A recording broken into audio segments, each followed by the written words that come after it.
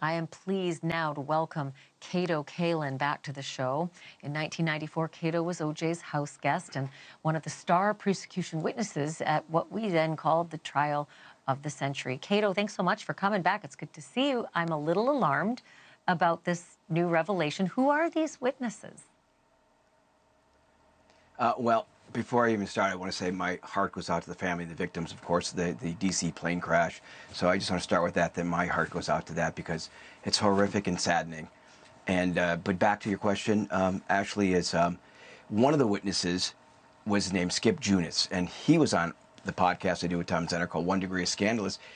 He saw OJ in the limo, and he recognized OJ because he was getting out the limo, and his wife worked for American Airlines for handling celebrities, and he saw his hand go into a garbage can after getting out of there, about to the elbow. And when he had done our show, and so I had goosebumps. I had the spine-tingling feeling of why wasn't this guy called in as a witness?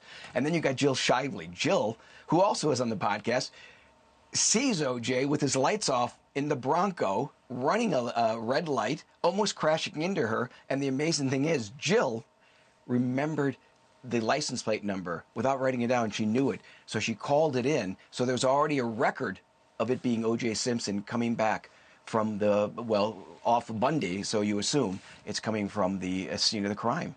It's just two of the most powerful witnesses. I thought, yeah, the crime in Brentwood, right, coming back off of Bundy, that she was almost hit by his car, and she heard the voice of him yelling at the other person that almost hit him. And I was like, how could this not been in the trial?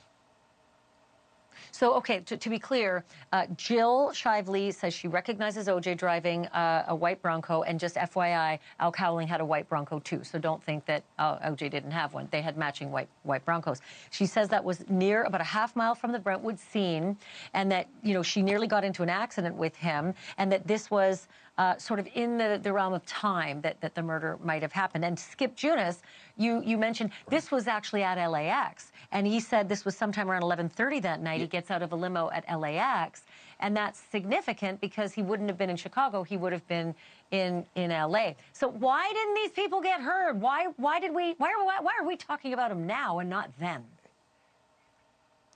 Exactly. I wish I knew the answer. I suppose it's because the prosecution was already, establishing their case and putting, step A, B, C, and maybe that wasn't part of the plan to put them in there.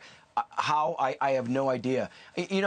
They're such credible people, too. I've met them and talked to them, and it's amazing that Skip was in his Miata behind the limo at LAX at that time, and someone going into a garbage can, but not just throwing something in, putting their down by the elbow, putting something in to the garbage can. And you can think of what that might be. Is it the murder weapon or not? But I mean, no. Have you ever thrown out something in a garbage by putting your hand down? You want to get dirty? No, you just toss it out. And Jill, just the knowing that get the license plate number and knowing that it was OJ and hearing his voice yelling out of the car at that time. Actually, I think this goes on because I was a big part with the timeline, and this shows you. Everything is about a timeline, and that it just matches perfectly with the timeline. And OJ's dead now. We'll never know. We'll never know, but I will say this. Marsha Clark apparently didn't want Jill's story because Jill had sold it to hard copy. Jill says that she regrets every day of her life. She's had guilt ever since. And Skip Junis says he called prosecutors. No one ever called him back. And says that later he was told they didn't think that his story could be corroborated, which is just shocking. I have like 5 seconds left, but I literally 5 seconds left. Would it have altered the course of history, Kato? Yeah, I think so. I think history was coming off the Rodney King case. I think OJ, I saw the jurors, and I think in my heart that he was going to be innocent no matter what. So as far as changing history, I can't answer that. I do know one thing. I live for today and paying it forward and always making sure my present and my future is going to be the best and best for everybody else. And that's all we can do.